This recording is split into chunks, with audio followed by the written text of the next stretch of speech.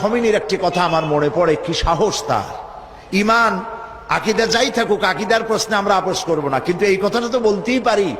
যখন আমেরিকা তাকে বলেছিল যে আমার দূতাবাস থেকে যে 56 জনকে গ্রেফতার করা হয়েছে আমেরিকান, এদেরকে ছেড়ে দাও, তা না হলে তোমার খাদ্য রসদ আমেরিকা থেকে যত সাহায্য যায় সব বন্ধ করে দেওয়া হবে। আয়াতুল্লাহ খমেনি জবাব দিয়েছিলেন আমেরিকান প্রেসিডেন্টকে, তুমি কারে খাবারের ভয় দেখাও? যেই জাতির বছরে 1 মাস না খাইয়া থাকা ফরজ, সেই জাতি তোমার খাবারের অপেক্ষা করবে? তোমার মতো কাফেরদের খাবারের কোনো পরোয়া আমরা করি না।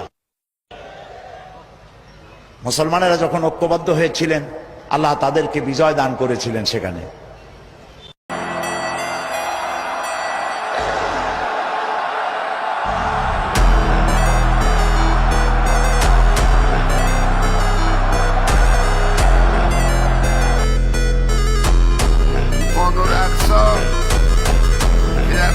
سال گذشته همین ایام تقریبا انجام گرفت، یک حرکت درست منطقی قانونی بین المللی بود به حق با فلسطینی ها.